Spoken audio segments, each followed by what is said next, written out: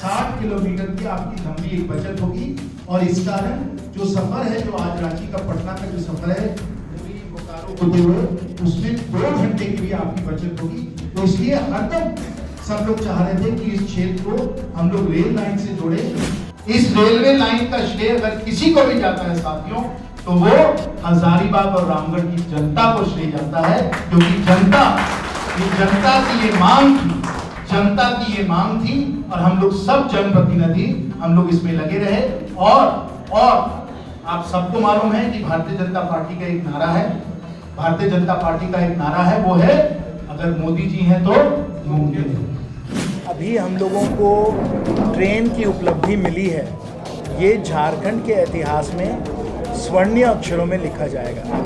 दशकों से सबकी मांग थी कि हजारीबाग को और इस क्षेत्र को ट्रेन से जोड़ा जाए और रांची से लेकर हजारीबाग से लेकर कोडरमा ये लाइन खोली जाए, जिसमें कि लोगों को आने जाने की सुविधा होगी। ये जो लाइन अब हम लोगों ने अंतिम जो इसका खंड है जिसको समाप्त किया है, जो 27 किलोमीटर का सांकी से सिद्धवार का जो हम लोगों ने लाइन समाप्त किया है, अब जो 200 किलोमीटर का जो फासला था जो रांची से कोडरमा का था, वो हम लोगों ने अब रेल लाइन से अब हम लोगों ने पूरा बना दिया है।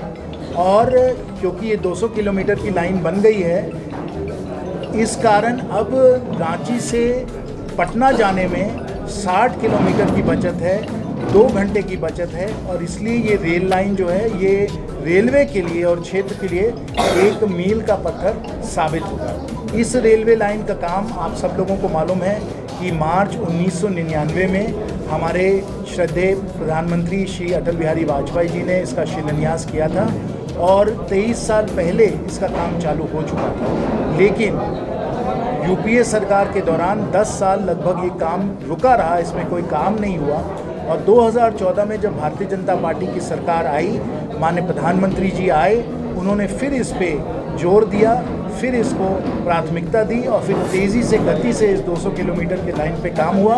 और 3800 करोड़ पे ये हम लोगों ने लाइन को अब समाप्त किया है।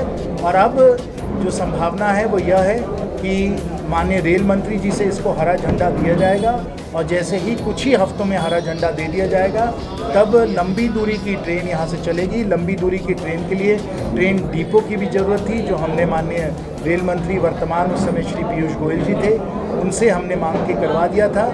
वो जो है आज के समय ट्रेन डिपो का भी काम चल रहा है। और क्योंकि ट्रेन डिपो का काम हो गया है और विद्युतीकरण का काम हो गया है, इसलिए बहुत अच्छी संभावना है कि ना सिर्फ इंटरसिटी एक्सप्रेस रांची कोडरमा चलेगी, जिसकी बहुत ही अच्छी संभावना है, लेकिन लंबी दूरी वाली ट्रेन भी जो हैं वो पटना वाली ट्रेन और दिल्ली वाली ट्रेन भी हजारीबाग से होके जा सकती हैं, क्योंकि विद्युतीकरण हो गया है और साथ साथ ट्रेन डिपो भी हो गया है। तो इसलिए साथियों, जैसे मैंने पहले ही कहा, माननीय प्रधानमंत्री जी के द्वारा इसका बहुत बड़ा हम लोगों को सौगात मिला है।